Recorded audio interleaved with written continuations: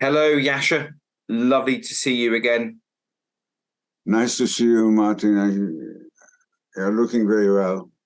Thank you. There's a strange thing, isn't there, with the video meetings like this, is that the moment you start it, you think, oh, my hair's not quite right. This isn't quite. And then you have to make a decision because you're already talking to someone if you're going to adjust and be seen to adjust or whether you're just going to live with your appearance.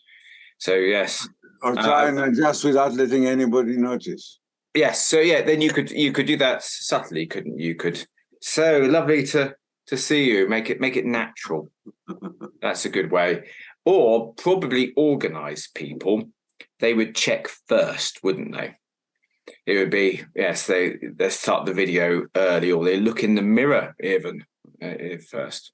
Or be so well organized by organizations such as yourself as to have a makeup artist present before the meeting. Yes, that's a good plan. Yes, you could do that. On that one, I've got one of my granddaughters that is officially qualified makeup. So there's a question for you. This wasn't something I was going to ask, but the conversation's taken off already. When it comes to things whereby we change our appearance, like dyeing hair or that kind of thing, is there anything how do you feel about it? Have you ever done that? Have you ever dyed your hair, or would you have hair implants or any of the things that people do to sort of? I don't think. I don't remember. I mean, I remember circumstances where, at a party, you might go to a dress-up party. You know, what do you call it? One of everyone. I remember the nice ones when I was younger. Pirates and prostitutes, priests and prostitutes.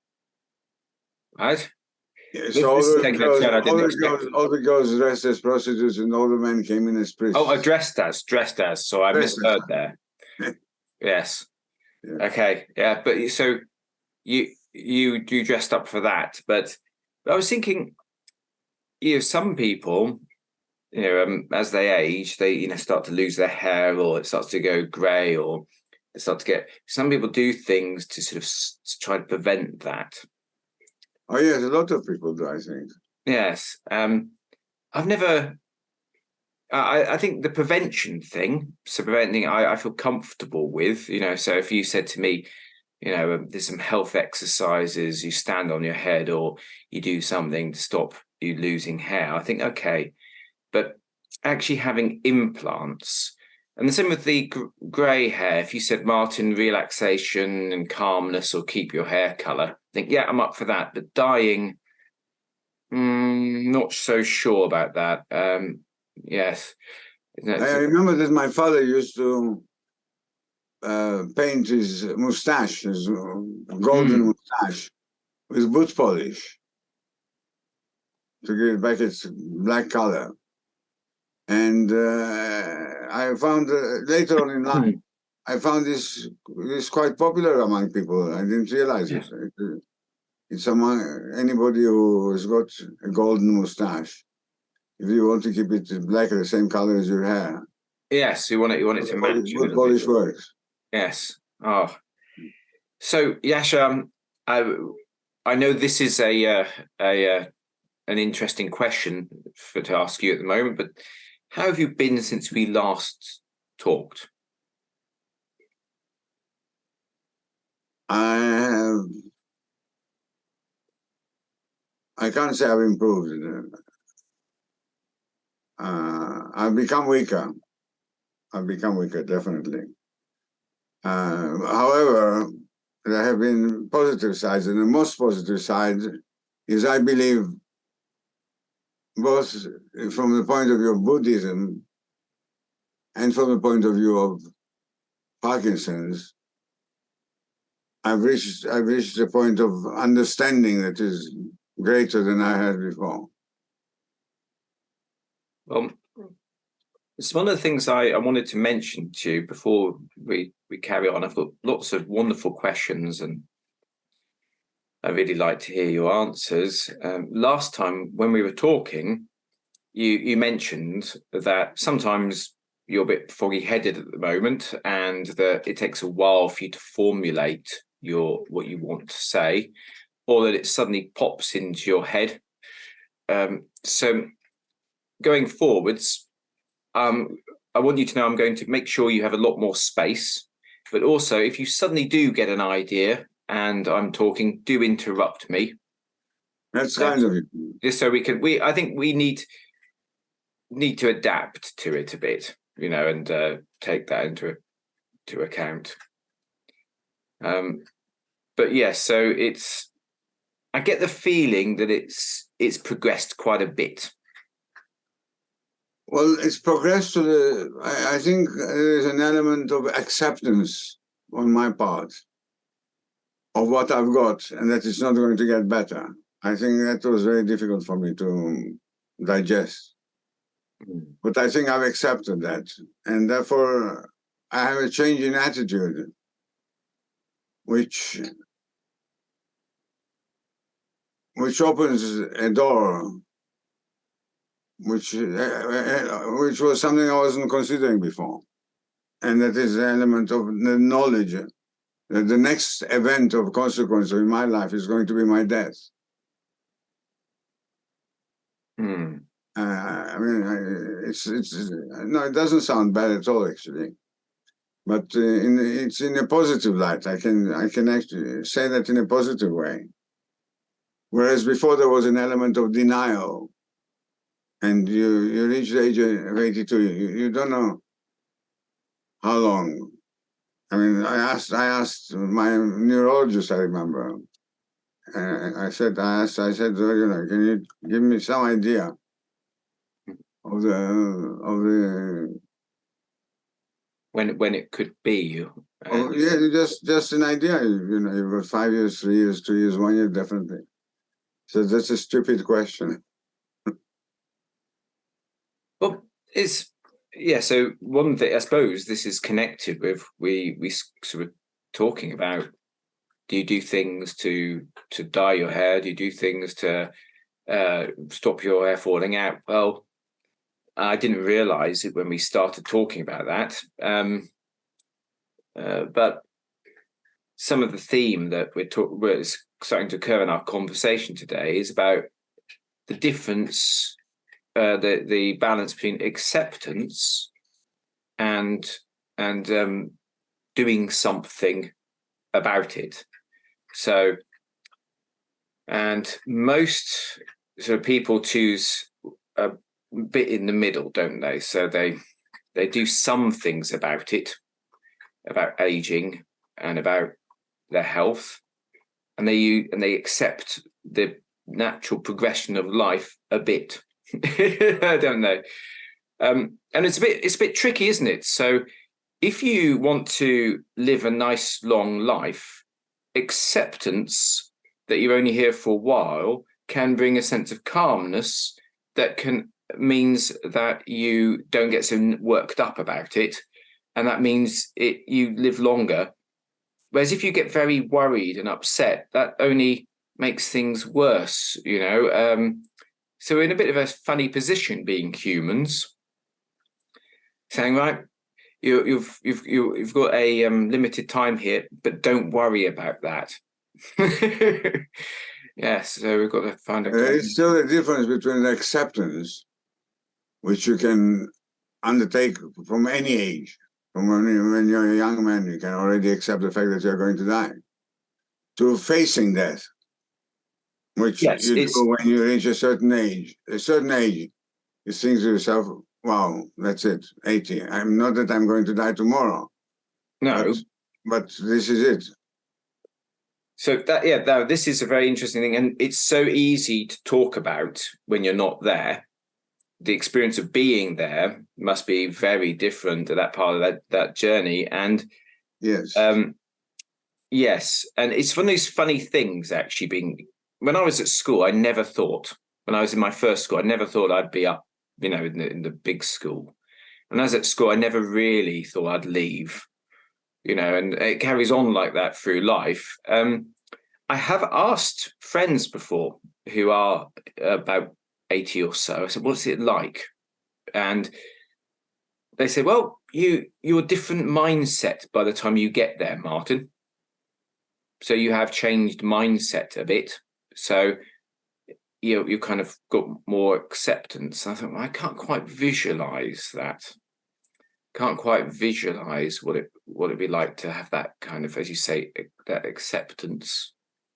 But yes, when you say the next big event to occur, wow, okay, that's a different perspective to have on things. And is it in your mind in day-to-day life, or is it just something that comes up now and again? I think it's much more of a permanent thought now. I haven't been well lately. I've got some tummy bug that might need treatment. Now, then you can't now think of that and going to see a doctor without thinking of the consequences of the knowledge that going to hospital is not a good idea. No, it's a yeah. Going to hospital has a risk factor to itself. Exactly. Yes. So you've got these. Because as I said before, I think you don't die of Parkinson's. There is no such thing as an illness called Parkinson. You die with Parkinson's of something else. Yes. So, and I was surprised to read recently that the greatest percentage of deaths of those who suffer from Parkinson's is caused by falls. Oh yes, I think I did read something about this. Yes, you either get injured during your fall and you don't get out of it, or you get stuck somewhere and you get pneumonia as a result, or you get hospitalized and you catch a bug there. But there's nothing that is, there's only the cause that is Parkinsonian. So what we need to do is find out where those falls tend to occur and when, and then take some preventative measures. So it's probably the stairs and the kitchen or something like that. That's absolutely right. And in my case, I've got 2 floors. I go up. I go to my study on the 3rd floor. Yeah.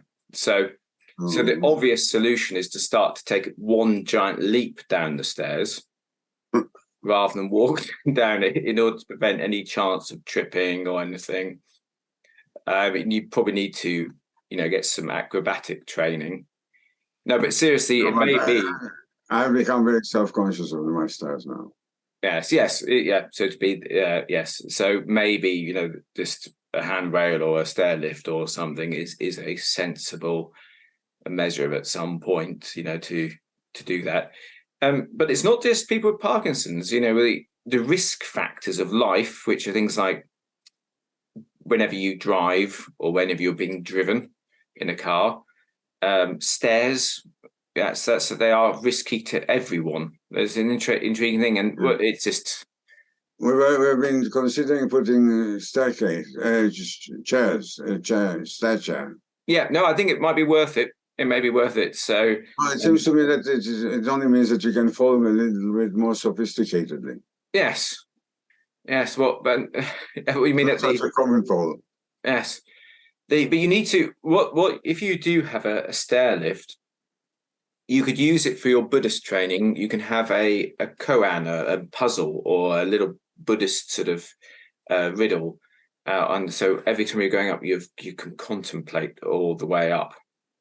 You can make use of that downtime. Racing to see whether you can improve your time each time. Yes, that's interesting. So, Yasha, I have some questions for you, which you're talking about your age and your experience. I was thinking, when people do talk, it's very rare. They ask questions about life. How are you? How's your week? What do you think about this? Do you like this, type of tea? But I'd like to ask you some some of your thoughts about some of the real big questions, and just about how things are working, how they are, how you think they may have come into being, that kind of thing. So, for example, how do you think the existence came into being? Do you think there was a big bang? Do you think that always, or was it always here? What how do you think it came to be?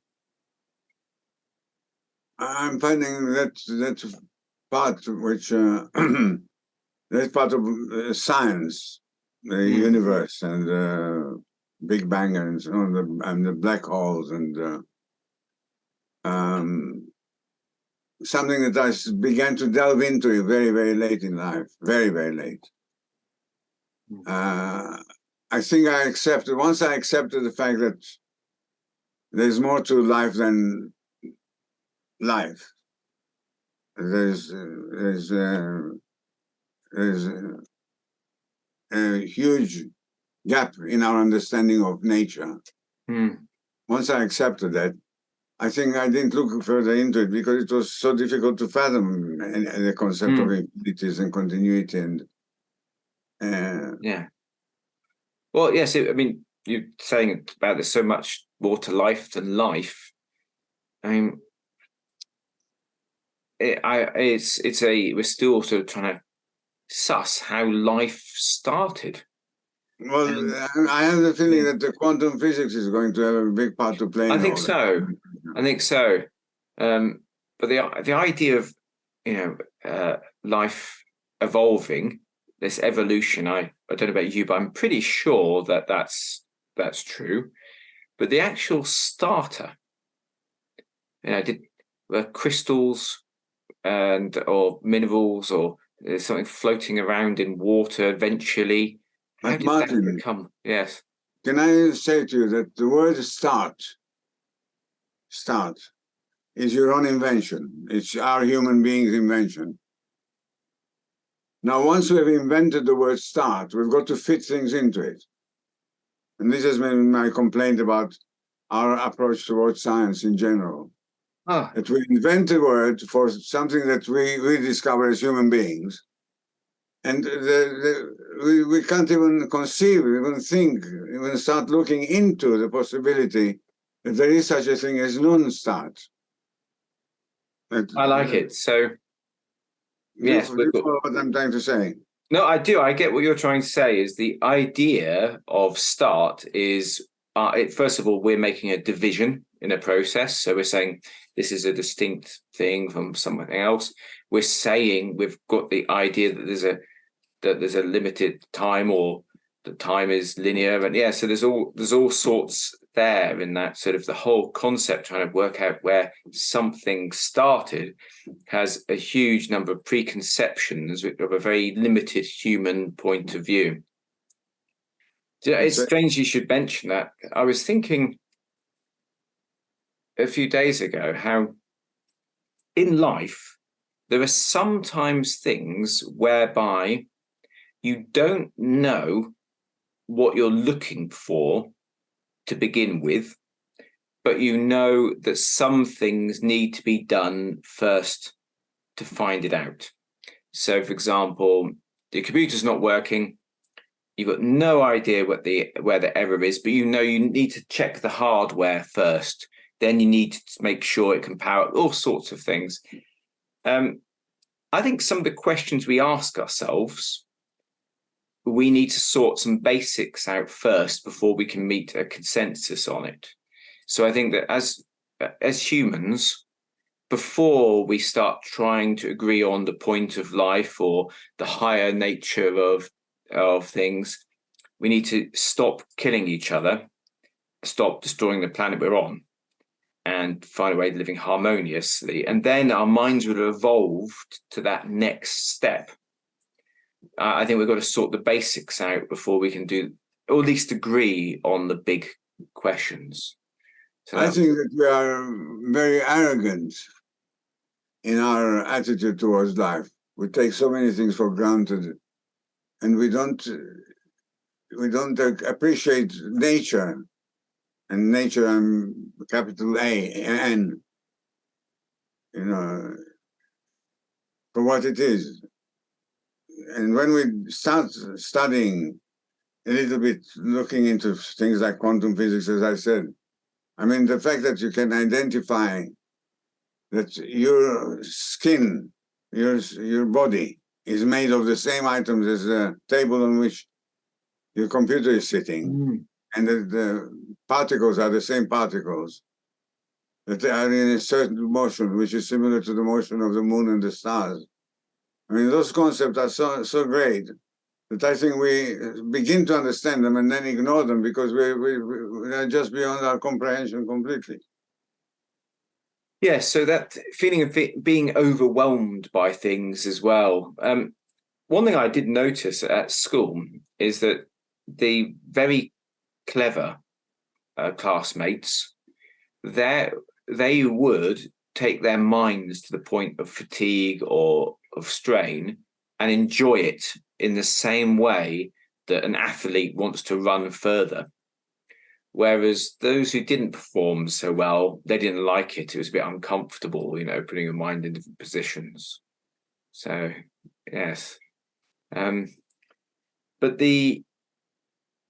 I think the interesting thing about where you are, and you know, we started off with me saying, "How are you doing?" and you're saying, "Well, the bad thing is that it's getting worse. The good thing is I'm finding a sense of serenity and acceptance, and it's aiding my spirituality." Is that you're learning directly from life. Life is your teacher at the moment. Tell me, what are you doing to keep things in balance through all this? Last time we talked, you said if you got a bit tense and you felt like you were getting a bit stressed, you were learning to keep calm. You were going to sort of meditative serenity. Yes, I have. I do that. I've got a carer. Okay. That I see 4 times a week. 4 times. 4 times. Well, twice, 2 days a week, morning and afternoon. And he is a Buddhist. He was born as Buddhist. He was from Sri Lanka.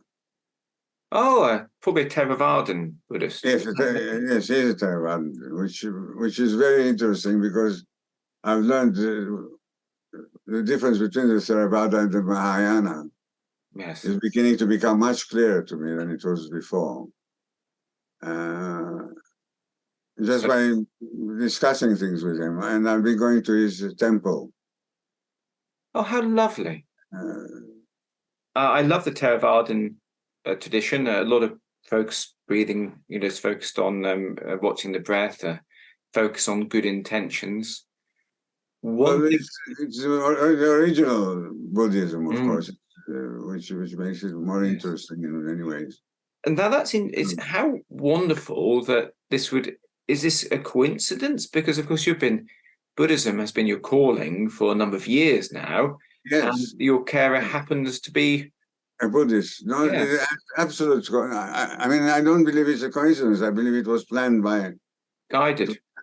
It was meant to be. One thing I found surprising about some of the Theravadan monks that I had a privilege to spend time with is their level of genuine detachment, even in matters where you wouldn't expect it. So, detachment from what? Detachment. So they were detached from money, from status. From that point of view, yes. But even more so, things that you would expect a Buddhist to be, or perhaps a Buddhist of a different tradition, to be interested in. So they're not interested in teaching anyone, not interested in students, not interested. They're curious themselves. They're curious themselves. Yeah, they're just focusing on sorting themselves out. Yes. But that level where there really is, yes, the teaching's there if you want it, but they're not going to do anything to try to, impose anything on you. Yeah. I was surprised. I hadn't seen that level of worldly detachment. Not interested in objects, not interested in fame, not interested in being seen as a teacher, not being interested in seen as an authority. Wow. It's like meeting someone who's got the sort of like a stream just flowing through life. Everything passing around everything. Yes, and I think there's a lot in the Theravada tradition that's worth studying, and how wonderful this is guided. And where is the temple? The temple is in Enfield. Okay. But it's a Sri Lankan community. Yes. Well, I've been to Sri Lanka, and I loved it there. Kitty and I went on an adventure there. Well, you were in India just now, weren't you? I was. I recently visited India. I think Sri Lanka prepared me for India well. Yes. Did you go to the temple, to the Buddhist temple in India, in Delhi? No, I went to some of the Hindu temples, but I was there for for other reasons. So I had to sort of in my spare time. You weren't lecturing. No, I was actually there to attend Masonic meetings. Right. Yes, I mentioned to you that I had done a tour of India. Oh no, tell me about your tour of India. Literally, my last trip, just about a year ago, I think, I was invited by an Indian academic, Masonic academic student, who is the editor of the magazine. I can't remember the names now. Yes. But we went everywhere. We went from Bombay, I landed in Cochin and then flew all the way, went by train to Bombay, and then to Delhi, and then to Calcutta, and then back to Bombay. Yes. And then, of course, and then flew back to England. It was, I think I was about 1 week and I gave about 6 lectures. Oh, how lovely. Beautiful. And the Indians are, I mean, there isn't anybody in the world as friendly as the Indian. Absolutely. I love the people and the tradition. Of course, it's a strange thing. I've spent my whole life studying yoga, and I go there for Masonic things. It feels a bit strange, but I'd love to go back. I'd love to go back. I think it's lovely that you in your 80s you're honorary Sri Lankan now, going along to Theravada temple, and are you becoming part of that community now? Well, I am, except for the fact that I can't act anymore, and I'm now blacking out after meals because of my blood pressure dropping, and well, it isn't something that can be cured. You have to just lie down. One of the thoughts that keeps on occurring to me, which I would love to hear, I'd love to see a solution. It's very, very clear now in my mind that there is so much more than we are actually experiencing. There is so much more that is not under our control.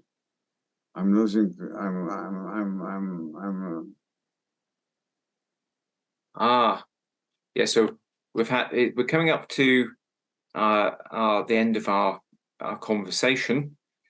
But what you've inspired me in a very beautiful way. I think what would be lovely, Yasha, is in our next episode, we can work together, and I'll ask you some questions, and I'll have a think about it in the meantime.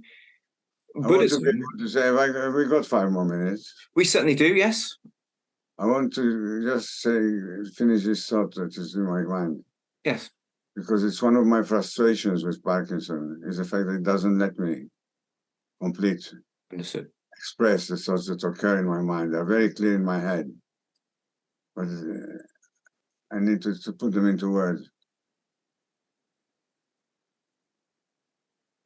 Why, when there is such an obvious nature, so beautiful outside our control, clearly indicating that there is something more to life than the earth, birth and death? Why isn't this thing taught in schools? Why doesn't every child? Now, my Buddhist guru Boudica, my carer. Hmm. For him, 100 things are natural. He wakes up, and it's natural in the mornings to wake up and light a candle to Buddha in memory, not as a god, not asking for anything, but just remembering him. Why isn't this universal? Why do we have so many wars, where it's so obvious that it's bad? And the answer is really that I don't think we give ourselves enough time in life as youngsters to be able to study more. Hmm. In other words, I'm too tired to carry on. No, I like it. I think What I'm saying is that we know that we are bad. We know that we are causing harm. we do. Why don't we do something about it until we reach the age? Why does it take Buddha 40 years of his life to come to the conclusions he does? Mm. When they're obvious in the second or first or third year of his life, or fifth year or 10th year. Do you see what I mean? Yes, oh, absolutely. Yes, I no, can't I hear think myself, so I'm not sure if I'm clear. no, you are expressing your point very clearly. So there's a few things here. One, which is we're not really doing very well as a race. Yes, we're improving. You know, we're getting there, but we're sort of our inner maturity and our self-control and our values aren't matching our technological advancements very well. We seem to be missing out on a third world war by the skin of our teeth. Absolutely. But it should be much more obvious. At least we've survived it. But yes. So one of the things you're suggesting is we have a bit more preparation before we start doing things. As you know, so children should be educated a lot longer. They should have more philosophical training. Why is it that it's so obvious and yet it's not practiced? That's my dilemma.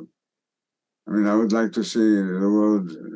Why don't we have Buddhism classes in schools from the age of 5? Mm. I was asking this recently, slightly different. I wasn't thinking specific Buddhism, but I was thinking, no, there's no developmental psychologist at schools. Why isn't there a developmental psychologist who teaches children how to deal with loss and grieving and disappointment and jealousy and love and big emotions and stuff? Why do we have some lessons there to help you deal with the big things that happen in life? I think, I'm not saying we shouldn't learn about oxbow lakes and trigonometry. I think they're great. But I think some stuff to learn how to deal with the challenges that life, sets forth, loss of people we love and disappointments and anger and all these things. I think that would be very useful. Well, Yasha, what I'd like to do then, and you've opened up a wonderful theme. Next time, let's you and I talk Buddhism, and let's talk in particular. Buddhism really is one of the things, lovely things. It helps us to deal with being the human condition, and in your situation, helping you deal with Parkinson's as well. Which is perhaps a extension of the human condition in many ways. Martin, I'm going to ask you a question. Yes. I'm not sure how appropriate it is. I want you to be 100% frank and honest with your answer. Yes. Boudica has just arrived. Would you like to meet him? Yes. Let's do that. Is that okay? Should we do this on video without his permission, though? Maybe no, I'm going to ask him first. I'm just going to ask. Yes. Do, yes. Interesting. Just to say hello, because it's we have to conclude. Boudica.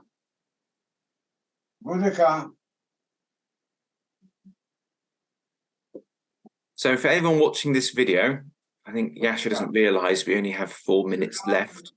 So you may not get to meet his Sri Lankan guru. Okay, are we finished? Yes, we're finished. Okay. I mean, we're finished in the sense of just saying hello at the end of the hour. Yeah, I don't want to disturb you. You're not disturbing at all. No. This is my Kara Budeka. Hello, Boudica. This is Lovely to Martin meet you. Faulks. Hi there, nice to see you. Lovely to meet you. Please be warned that because of the nature of Zoom, we will be cut off in 3 minutes. So if that happens, it's not that I don't want to talk to you, but how wonderful and guided it is that you have come into Yasha's life at this time. You're both on the same sort of path to enlightenment and balance, and here you are. Yeah, thanks for that. He's a good friend as well. And whereabouts in Sri Lanka are you from, or? I'm from Colombo. It's called Moratua. It's close to the Colombo. I know Colombo, yes. So I once had a bit of a tour of Sri Lanka. It's superb, lovely being there. Oh, very and nice.